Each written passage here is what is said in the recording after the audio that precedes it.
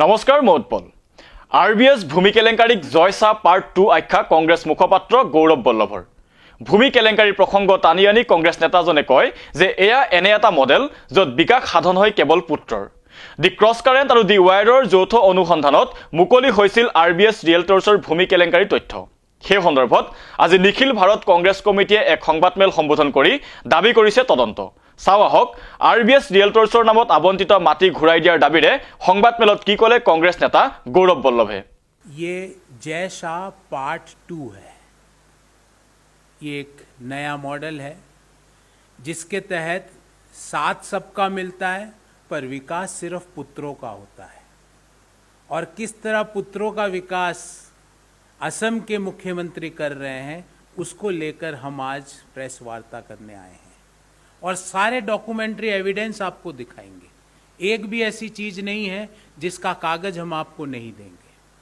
Story कहाँ से चालू होती है कि सीलिंग सरप्लस लैंड, जो लैंडलेस लोग हैं उनको सरकार देती है एक योजना के तहत।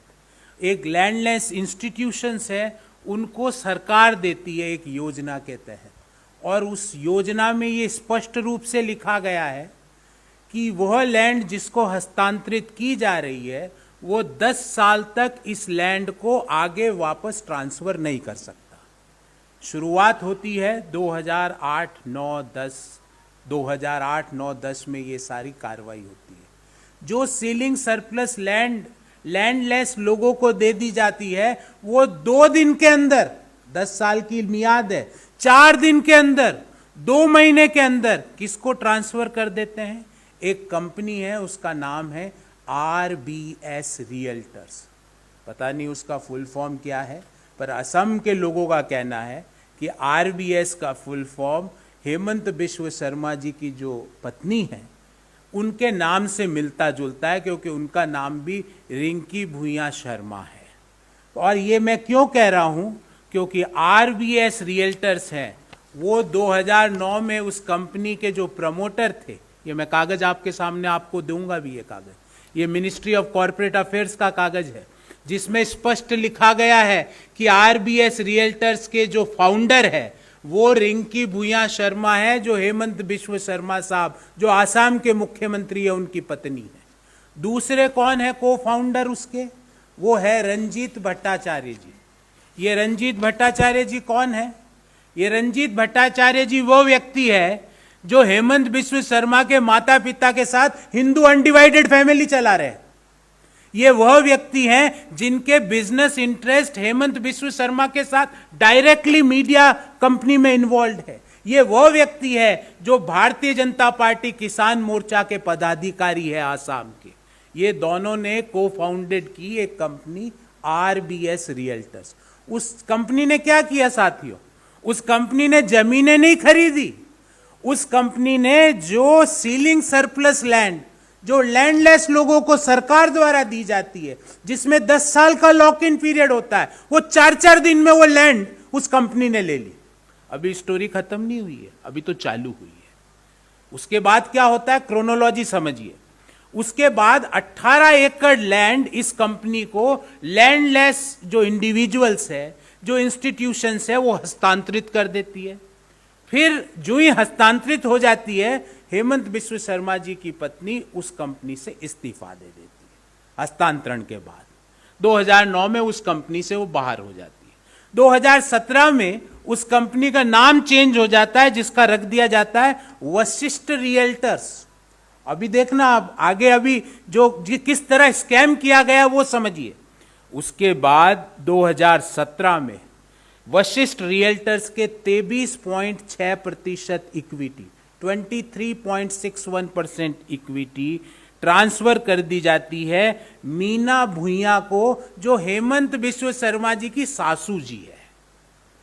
देखिए, पहले पत्नी आती है, लैंड चली जाती है, पत्नी बाहर आ जाती है, फिर बाहर आके कंपनी का नाम परिवर्तित कर दिया जाता है ताकि लोगों को कुछ पता ना चले। फिर नाम परिवर्तित करके उस जो वशिष्ठ रियल्टर्स है उसकी 23.61% जो इक्विटी है वो सासू माँ को दे दी जाती है। अभी भी सासू माँ के पास ही है। सासू माँ क्या करती है? कि जो ही हेमंत बिस्व शर्मा के सुपुत्र जिनका नाम है नंदिल बिस्व शर्मा 18 वर्ष के होते हैं, सासू माँ वो इक्विटी अपने दोहते को दे देती है। तो मिला किसको, घूम फिर के आया किसके पास, पुत्र के पास। जो हेमंत बिस्व शर्मा के पुत्र हैं उनके पास 18 एकड़ लैंड का जो कंपनी जिसको हस्तांतरित हुई, जो 100 करोड़ रुपए की लैंड है, वो मिल जाती है मुख्यमंत्री के पुत्र को। इसलिए असम के हमारे सीनियर लोग आपसे अपनी बात रखेंगे, पर हम 4 बातें इसमें आपको 4 मांगे हम दोहराना चाहते हैं। पहली, इमीडिएटली एक स्पेशल इन्वेस्टिगेशन टीम SIT का गठन सुप्रीम कोर्ट के सिटिंग जज की निगरानी में हो, ताकि ये पता चले 18 एकड़ तो अभी सामने आई है, हो सकता है ये 1000 एकड़ हो, 200 एकड़ हो, 2000 एकड़ हो, कौन कौन से बीजेपी के लोग शामिल हो, इसकी जांच टाइम बाउंड बैनर में पूरी की जाए। Number 2, ED, CBI, income tax, SFIO ये क्या सिर्फ विपक्षी दलों के नेताओं के लिए ही प्रयोग में लाई जाएगी? ये क्या उन लोगों के खिलाफ प्रयोग में नहीं ली जाएगी जो नाम बदल बदल के, कंपनियां बदल बदल के अपने पुत्रों को 23% इक्विटी ट्रांसफर कर रहे हैं? ये क्या सिर्फ मुख दर्शक बन के बैठी रहेंगी ये एजेंसीज? तो हमारी मांग है कि ये सारी एजेंसीज कंप्लेन फाइल करें और इमीडिएटली इन्वेस्टिगेशन इनिशिएट करें, और आसाम में ऐसे कितने लैंड स्कैंडल हुए सबकी जांच एक टाइम बाउंड तरीके से रखी जाए। तीसरा महत्वपूर्ण मुद्दा, जैसा आदरणीय जितेंद्र सिंह जी ने बताया, ना खाऊंगा ना खाने दूंगा वाले साहब, आपकी नाक के नीचे एक मुख्यमंत्री अपने परिवार में अपने पुत्र को जो लैंडलेस लोगों की जमीन है वो हस्तांतरित कर रहा है, और आप मुख दर्शक बने हुए हो। इसका मतलब आपका क्या इस डीलिंग में, आपका क्या सहयोग है, आपका क्या मुख दर्शक क्यों बने हुए हो? इसलिए हम मांग करते हैं कि इमीडिएटली जब तक ये जांच पूरी नहीं हो जाए, हेमंत बिस्व शर्मा को 1 मिनट भी अपने पद पे रहने का अनुमति नहीं दी जाए। इमीडिएटली उनको अपने पद से बर्खास्त किया जाए। So we demand that Chief Minister of Assam, who is involved hand in gloves, his family is involved in taking the land of landless people and the landless institution, he should be immediately sacked from his position. Last, 4th point, that immediately provision should be made कि जो भी इस तरह के 10 साल से पहले जो लैंडलेस लोगों की जमीन इस तरह के रियल एस्टेट वालों को हस्तांतरित की हो, सारी के सारी जमीनें निरस्त हो, और जिन लोगों की जमीन आपने ली है, जिन रियलिटी कंपनीज ने ली है, उन लोगों को पुनः दूसरी जमीन दी जाए जब तक कि इस फैसले का निर्णय नहीं हो जाता। तो ये हमारी 4 मांग है। मैं चाहूँगा कि हमारे जो आसाम के लोकसभा सदस्य और राज्यसभा सदस्य और PCC के भूतपूर्व अध्यक्ष जी अपनी बात आपके सामने रखे।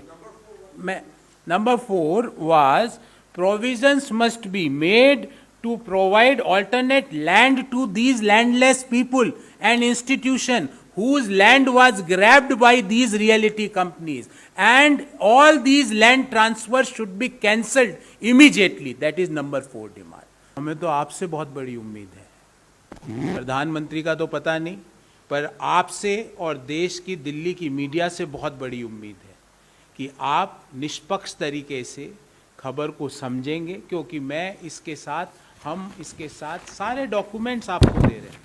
हम ऐसी कोई बात नहीं है जो हम आपसे बिना तथ्य के आपसे कर रहे हैं, सारे डॉक्यूमेंट्स आपके सामने रख रहे हैं। आप इस चीज़ को समझेंगे और निष्पक्षता से, मुझे तो उम्मीद है और हम सबको उम्मीद है कि आप इसको खबर को चलाएंगे भी। प्रधानमंत्री जी तो अभी कहाँ, उनको पता नहीं क्या उनको ये बताया गया है, मैं उसके बारे में नहीं, पर प्रधानमंत्री जी से ये उम्मीद जरूर है मुझे कि वो तुरंत प्रभाव से ऐसे लैंड माफिया मुख्यमंत्री को जो भूमिहीन लोगों की जमीन अधिग्रहण हथियाते हैं, उनको तुरंत वो बर्खास्त करेंगे, ऐसी मुझे उम्मीद है। अन्यथा गंगा मैया भी पापों को नहीं धो सकती।